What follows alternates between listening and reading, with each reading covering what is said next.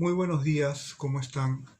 Titulo a esta videocolumna El gran dictador, eh, no por la célebre cinta de Charles Chaplin, aunque sí utilizo el título, cinta que comenzó a grabar en 1938 y que estrenó en 1940 una brillante parodia de Hitler y una aguda crítica del nazismo, ¿no? Y los dos personajes que interpreta son el vagabundo y Hitler, de alguna manera aprovechando la similitud del bigote que ambos paradójicamente tenían y muchas otras cosas más que hoy no vienen al caso, pero ese no es el tema de la columna. El tema es nuestra afición por los dictadores, ¿no? Y que reproducimos en la escuela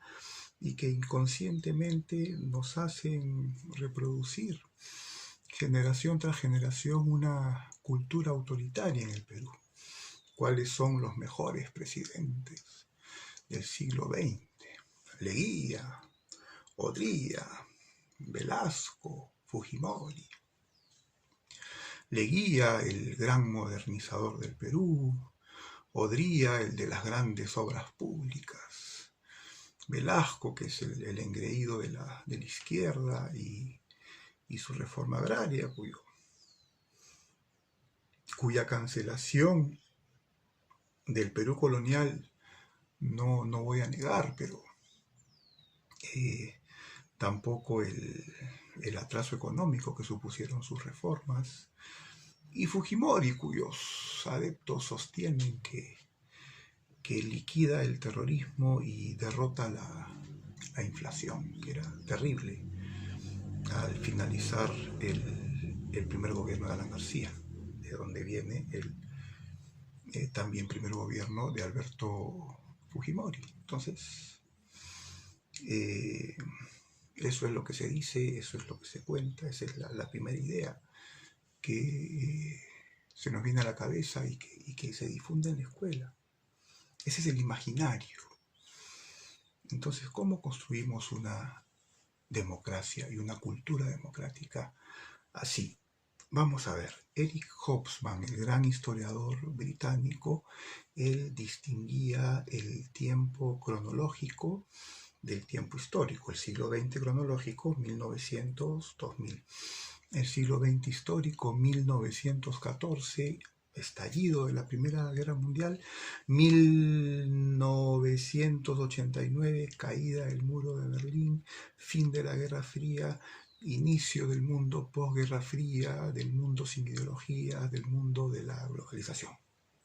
El corto siglo XX histórico, 1489, ¿no? Esa categorización de Hobsbawm me la traigo al Perú, el siglo XX en el Perú, quien nos mete al siglo XX a patadas es Leguía, la República Aristocrática 1895-1919, es una elegante manera de mantenernos en el siglo XIX, con una democracia de muy poquitos señorazos, en donde todos los demás están fuera del juego político y socioculturalmente excluidos de la fiesta. No, Leguía, al expandir el Estado, con esta idea de modernizar el Estado, que es cierta, nos mete al siglo XX, pero nos mete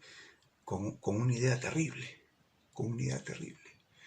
que la expansión del Estado debe producirse excluyendo al pueblo de las decisiones, debe expandirse reprimiendo al pueblo, debe expandirse con la dictadura, debe expandirse con un poder medio macabro controlando los poderes del Estado, impidiendo el normal desenvolvimiento del equilibrio de los poderes, que es la base del funcionamiento de la democracia.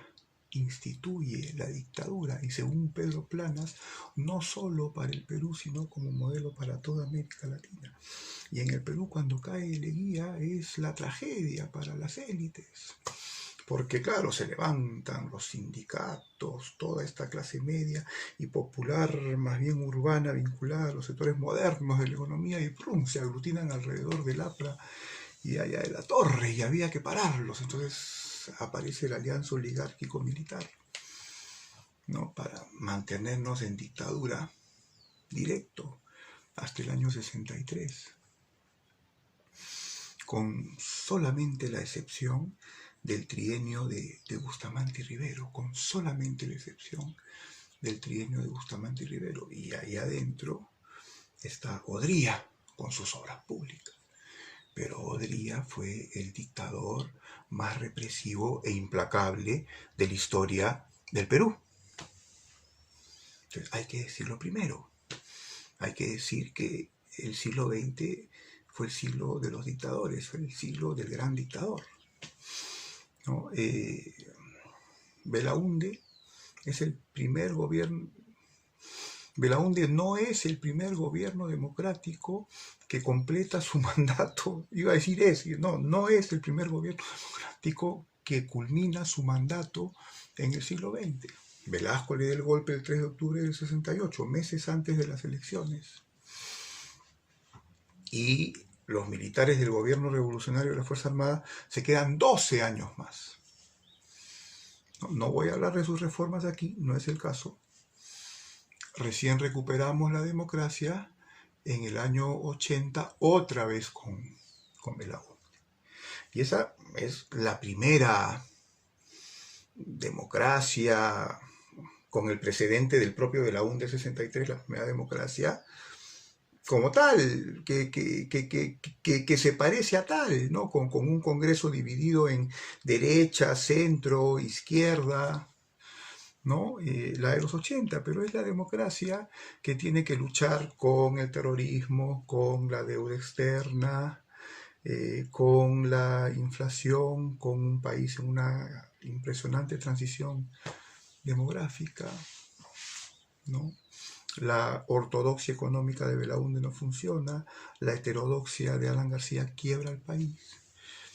Y después don Fujimori, aunque en realidad Sendero y su cúpula iban a ser arrestadas por el GEIN de todas maneras, da igual un golpe de Estado y prolonga las dictaduras hasta el año 2000, donde se interrumpen hasta ahora.